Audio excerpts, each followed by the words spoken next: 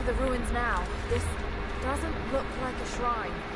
This is something functional. I see ropes and wooden gears. The Founders built lifts elsewhere in the valley to move people or supplies between the peaks, but they've all fallen apart now. That has got to be what it is. See if you can make your way up to the top. I'll be right there. I'm in the canyon now. I'll let you know when I've arrived.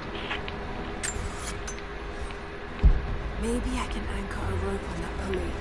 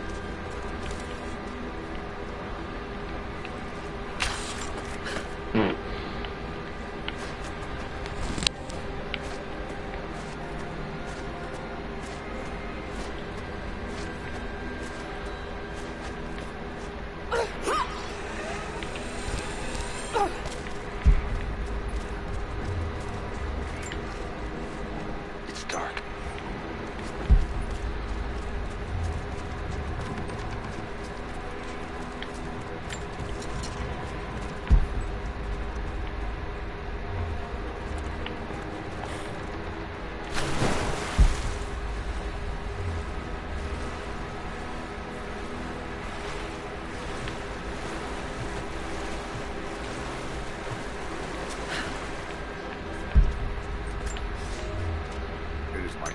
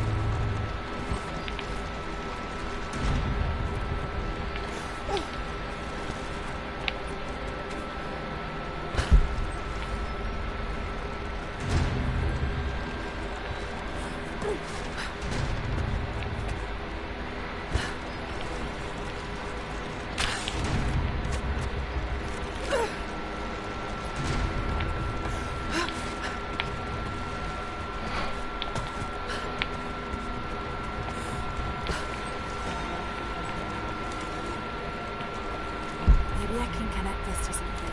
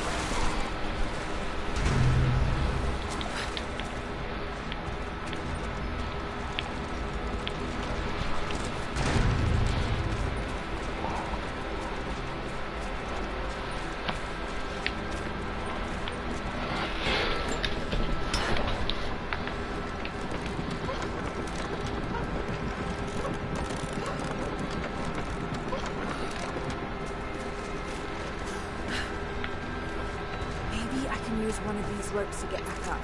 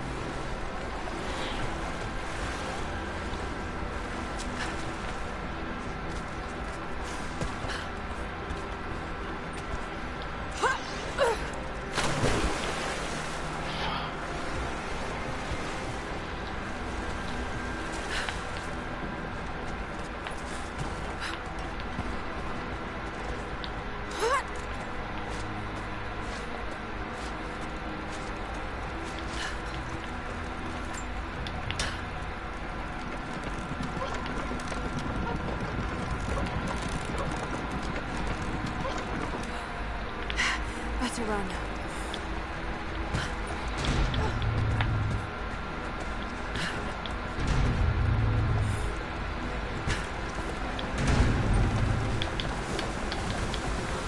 I'm at the top, Nadia. I'm almost there. Just behind you. Don't go anywhere without me.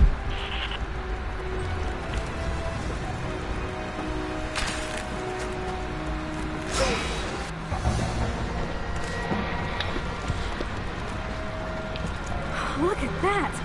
The witch has kept the lift running all this time. It looks like she even made a few improvements, but I don't think those ropes will survive many more trips. Only needs to make one. 2. I'd like to come back down. Eventually.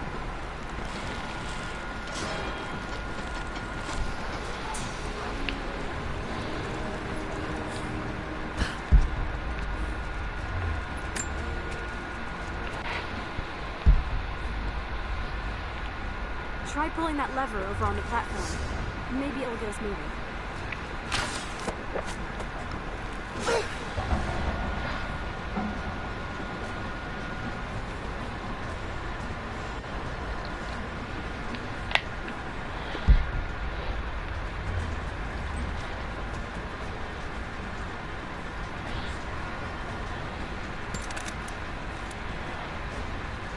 Your witch is clever. Everything in this vale is arranged to perpetuate the myth of Baba Yaga. And the pollen does the rest. Last time I saw the lift, nothing else. And what did you see? Just as the legend says, a house walking on giant bird legs, but without the pollen, it's just an old contraption. I'm sorry. I was so sure of Grandpa's story. She's Russian, someone who knew the myth well. Nadia, it's possible that your grandfather will know who she is. He was a prisoner in the Gulag, you said. I didn't say that. Not exactly. Grandpa was a god. My grandmother was the prisoner. She was a brilliant scientist, and they brought her out to the Vale to study something in the ruins. Grandpa never forgave himself. Killing the witch won't bring her back, but I understand. Let's just hope we can reach him in time.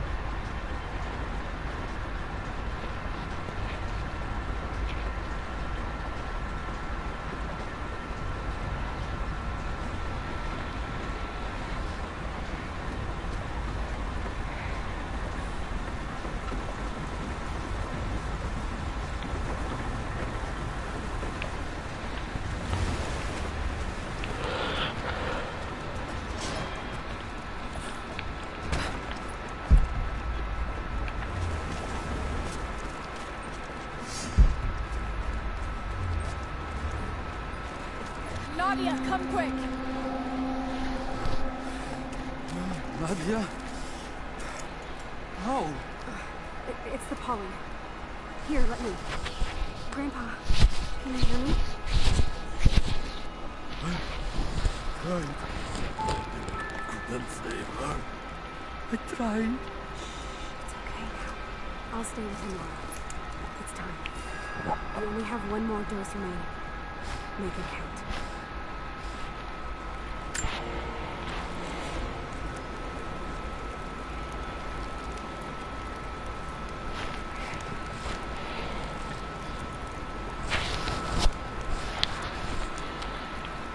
Sega has done it before in different. I mean, the problem is other console people do it, and just nobody cares.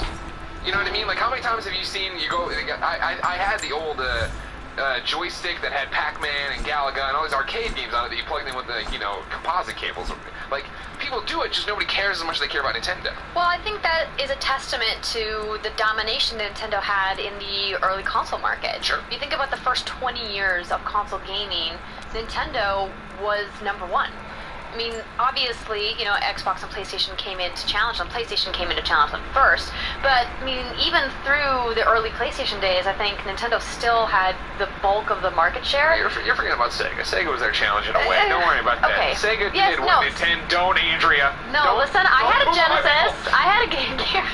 Like, I had the things, but I didn't play them very much. And I'm not talking about the fact that they didn't contest, but they didn't dethrone by any means. Sure. And so if you're thinking People didn't about... understand blast processing.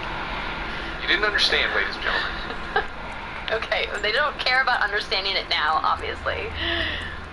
My point is, if you're gonna bring something... Yes, go ahead, bring your Genesis game over. This is the Master System. Could you get Ghost House, ladies and gentlemen, on the NES? Where is my Sega Classic Mini? I'm gonna have to play Ghost House on a goddamn iPhone because of you people with your Sega Forevers. Ugh. You understand? It had two kinds of cartridges. It had it had these little cards, and then it also had the cartridges. Of course. That's what the Master System had going for it. It was great. You want to keep going on about Sega? Bringing out another Master System hit, Ghostbusters, which is inarguably the best version of Ghostbusters. I just want that out there. Everybody knows that. They're there. You can keep talking about your Nintendo and your nostalgia. Don't worry about it. No one challenged them. Toe Jam and Earl, miss. How dare you? How dare you? But other people do it, nobody cares. I mean, if somebody put out a mini Sega Genesis Classic with like 20 games... I feel like they did that. I feel like you could buy it at Bed Bath & Beyond. That's my thing. Here to the credit of what Nintendo did is when they talked about the NES Classic last year, before it came out, before we knew, I remember on shows, multiple, me, Colin, maybe even Tim, talking about this would be an impulse purchase you'd see at Walgreens. And we said that because we've seen so many knockoff 30 games in one consoles at Walgreens. And Nintendo took it to another level where you couldn't even get it on Amazon. You can't get this thing no matter where you are. And I think there it is. It's for sale at Target.com. Sega Genesis and Classic console. A bunch of other places. Not selling as well. Comes with 80 built-in games. How much? $49.99. See, there you go. That's the problem, is that people just don't care about it. 3 stars. No, damn it. Well, you know, you can't get praise because they didn't have these. Because you remember, on the Genesis, they sold the adapter you could plug in and then have a Master System running with your Genesis. Right. They were big on making sure for a few $100 you could have everything. The reality is Mario is better than Sonic. Agreed. And that's Took me a long time why. to say that. And that's why Nintendo classics sell. Yeah. I mean, with all due respect, I mean, the majority of Nintendo games are better than the majority. I mean, if you want to go pound for pound, I think you run out of Sega games faster, then you're still rattling off classics for Nintendo that are awesome. Right. Like Mario Kart Double Dash. Fuck you. So we're on the same page. Okay, good. As long as we end up in the same place, I'm happy. Okay. This is the one I have for you, because you're the Destiny lady here. Yes. I'm going to be the Destiny 2 guy. We're going to be together forever on Destiny 2. Okay. Mike 311 says, last week you were talking about console exclusivity and the confusion it can cause, followed immediately by Destiny. But no mention of how Destiny's, I would say unique, exclusivity can cause major concerns among its player base. The PS4 receives 1+ year exclusive items, such as weapons, gear, and strikes. Some of these things won't be on Xbox until after Destiny 2 launches. I would just like to hear your thoughts on that type of exclusivity, and if you think it's something players should be concerned with, go MIZ. See you. You play on PlayStation. Yes. So you're on the winning console, doesn't matter. Yes, I specifically picked PlayStation to play Destiny on because of the exclusive content. And that was a big system seller for them when the PlayStation 4 launched. This brand new IP from Activision helped push console sales. They did bundles and everything. And I think that we're never going to see the end of these kinds of deals. But is it good for gamers to have these kinds of deals? I mean, obviously it's good for the audience, so I wouldn't say it's good for them. I think it's kind of unnecessary evil, and it allowed, Destiny to get extra money from PlayStation. I would like to know how much money they got for that deal. I'm sure it's lots of money, like tens of millions, and who knows how that money helped contribute to the production or the development of DLC for Destiny or the content coming to Destiny 2. We'll never know. I mean, I guess we could ask, but I doubt they're ever going to tell us. For you as a Destiny player, an hardcore Destiny player, how much did the things that were exclusive or window exclusive for PlayStation matter in terms of the long run? Like, do you look back at some of that content as your favorite content? Like, you can't imagine playing the game without it? No, definitely not. In hindsight, I don't think it's necessarily worth picking a platform, but I picked one in the beginning, and then I wanted to stick with it. And because there's more exclusive content coming, more strikes are better than less strikes. So, I mean, I'll always play that extra exclusive strike over not getting to play it. I'm glad that they're finally going to be bringing it. I think it was way too long. The exclusivity window was too long. To think that, as Mike mentions here, that Destiny content is Destiny 2 launches seems... A little foolish. A little silly. Yeah, it seems Yeah. silly.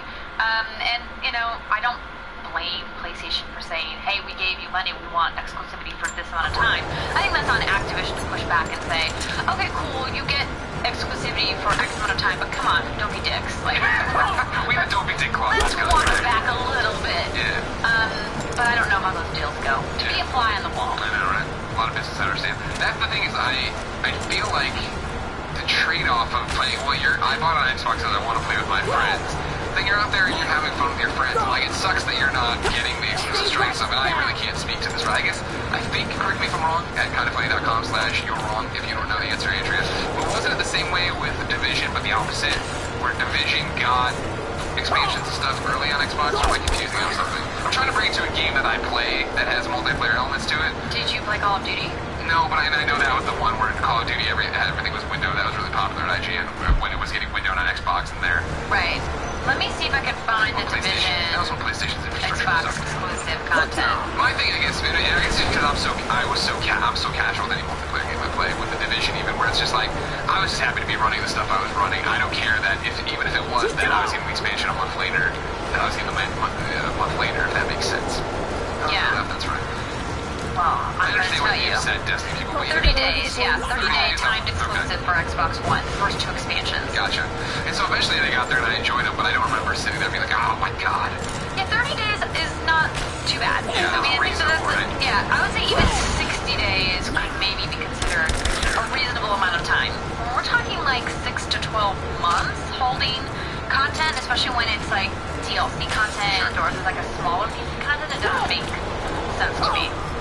But, I agree. Yeah, I mean, yeah. I think the window, don't be dick window is the most important. yeah. There's a window where you can be a dick. Good rule for life. Exactly. Remember the don't be a dick window. Alex, aka Koi NC, says this is about Nick's Machina on PlayStation 4. I pre-ordered the game a while back when there was that really interesting anime trailer, then kind of forgot about it. Then when it popped up on my downloads, I was happy to give it a shot. It's good, it's fun, and it's very pretty. But I feel like I'm pretty much done with it now that I've gone through the world. Parentheses, I got stuck on last month. This happens a lot with games that I get at the moment. That unless there are these massive games by EA or whoever, I just kind of dabble in them for a bit, then go back to the mainstream games. Often, this makes me feel guilty, like I haven't given the game a real shot even though I liked it. Do you ever feel guilty about not getting the most out of good games? All the time. Oh, absolutely all the time. Yeah. There's just not enough hours in the day to play all the games that you want to play, especially to play them to the end. Yeah. And, you know, that's a bummer. But it's just part of being a fan of video games. The thing about it, I feel like, when this is always what I talk about with our medium us aging in the medium, doing all these different things with it, is the fact that I think of the amount of time on Netflix or on a regular TV, on just broadcast TV, that I'll start a show, it's alright, and I just never get back to it, never come back to it, but I don't feel guilty about not doing that.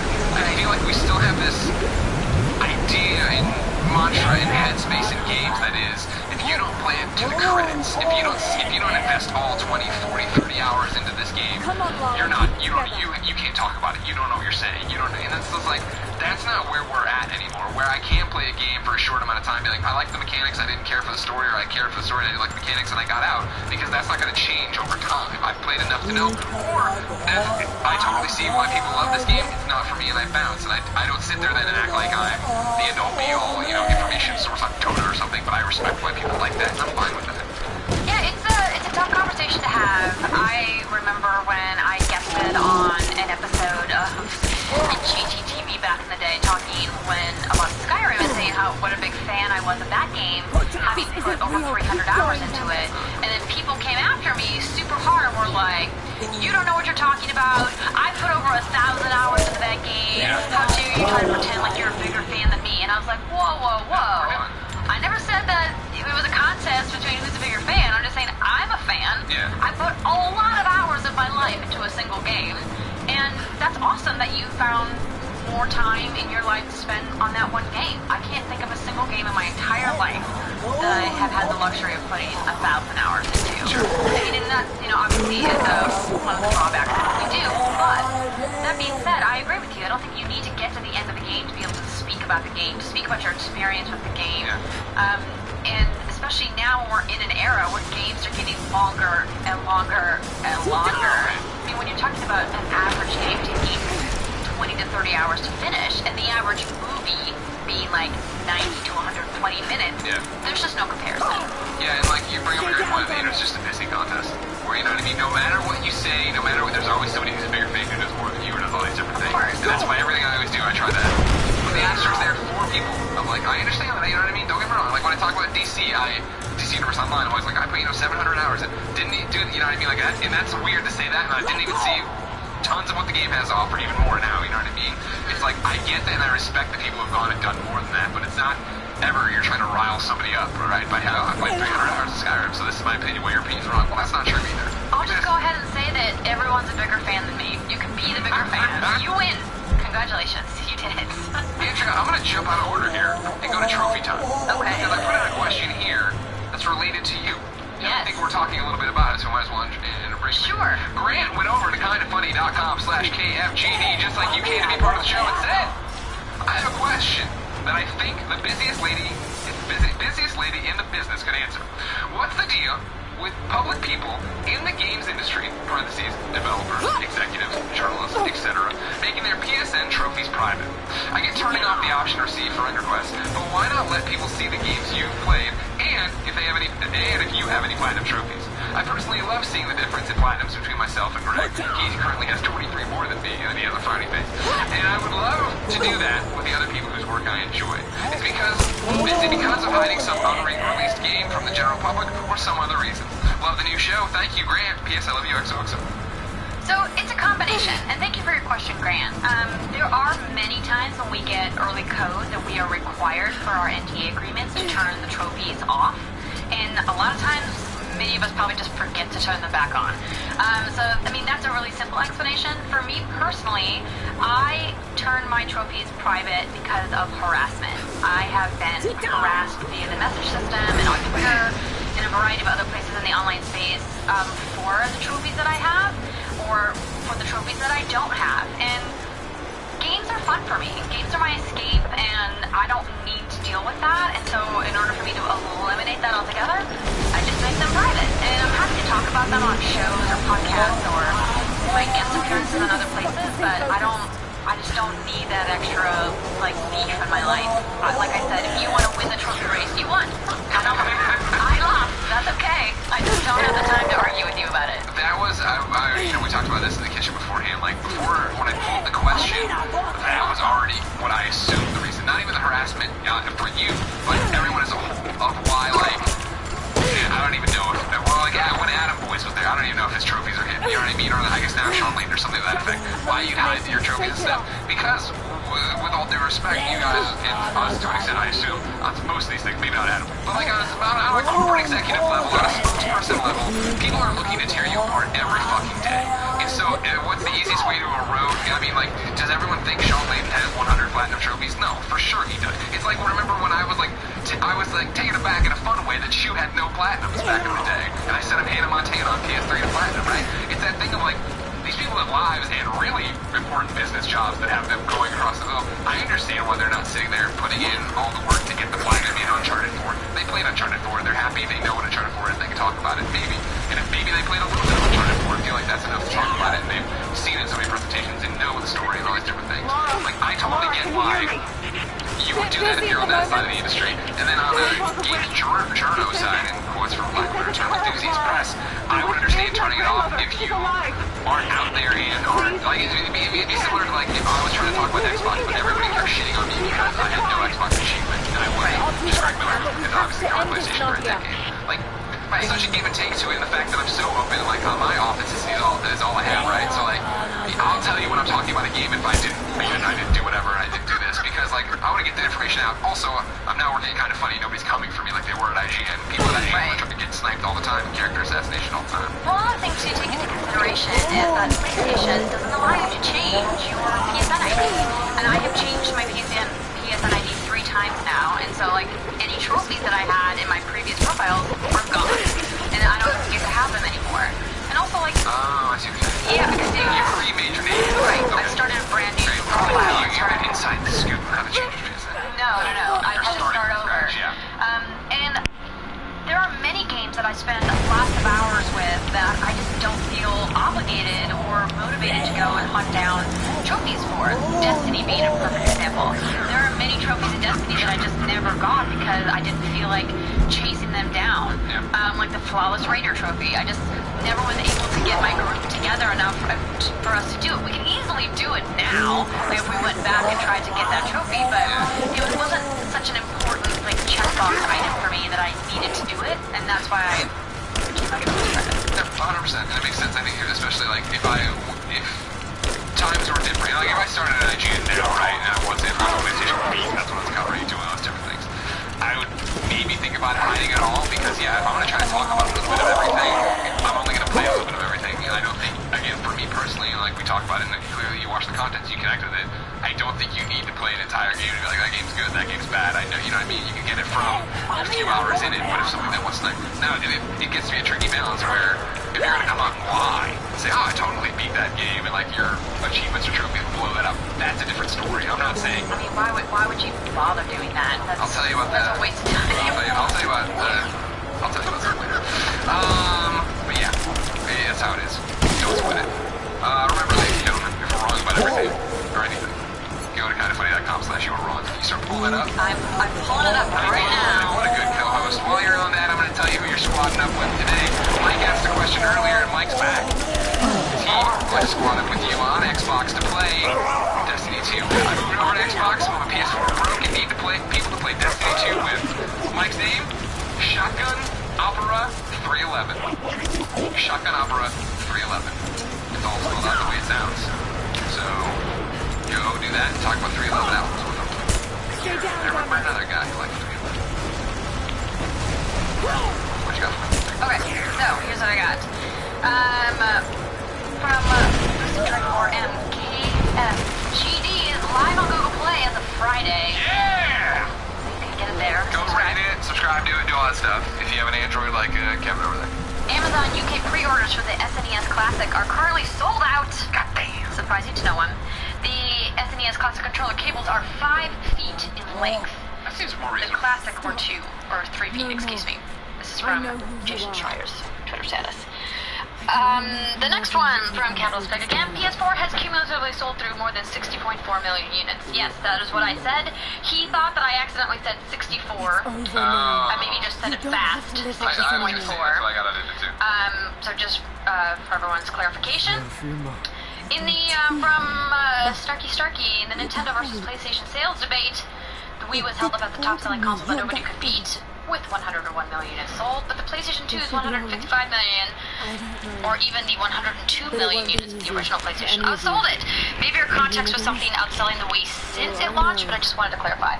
Yes, that was my context. Thank you for clarifying. Good job, Trevor. That is an important thing to remember. Obviously, going back in time, there was even fewer options, so... Yeah. It's funny what no competition will do. Yeah. For your sale numbers. Turns out, he followed up with, I'll also use this to stress that the PlayStation immediately challenged Nintendo as opposed to Andrea's assertion that Nintendo dominated for 20 years. The Nintendo 64 only sold 33 million units and the GameCube was 22 million, so PlayStation's first 2 systems dominated Nintendo largely due to additional features like the PlayStation 2 doubling as a lot of people's first DVD player. And of course, don't forget though that Nintendo had been weakened at that point by the Sega Master System and all the great Genesis games like Toe Jam and Earl and Spider-Man. Okay, Give them a little time alone while I look around some more. So, Big Daddy Wolf says, if you have a game on disc, you install it from the disc. You don't download it, so your connection wouldn't make a difference.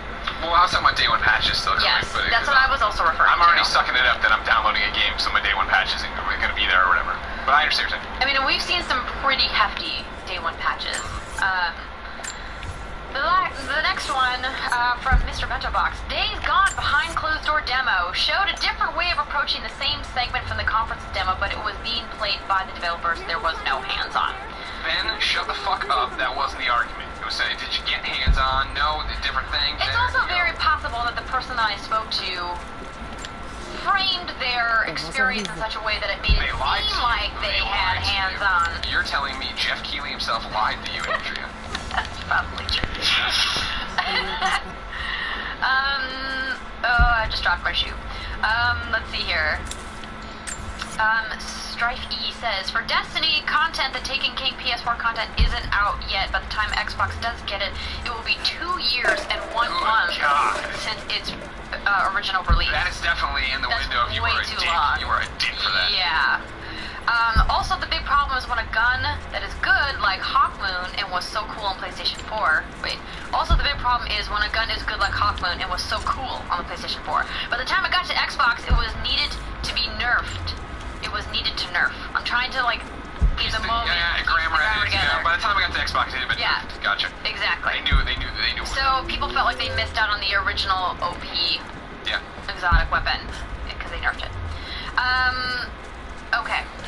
One last thing from JRV. We're editorializing too much in the directions, by the way. I need to know what we said that was wrong and what the correct thing is. I don't need Ben in here telling me a fucking story that gets to the point that nobody was wrong. So this is more of an editorialization. It's more of an update about the SNES Classic only being sold potentially this year, but they say that they are making more of it than the NES Classic. So that's a fair point to bring up that. I predicted. It is +1 for me on the show. Potentially more, but still, that window's too short. 3 months, not enough time. We'll see. If you didn't know, ladies and gentlemen, this is Kind of Funny Games Daily for Monday, June 26, 2017. Thank you so much for watching. Remember, we record it live on twitch.tv/kindoffunnygames each and every morning, right after the Kind of Funny Morning Show. So watch that, subscribe to that, do all that stuff. Give me your live things that we're wrong about, not your editorializing. At kindoffunny.com/you're wrong. If you don't want to watch live, no big deal. We put it up as a big podcast, both on youtube.com/kindoffunnygames, podcast services around the globe.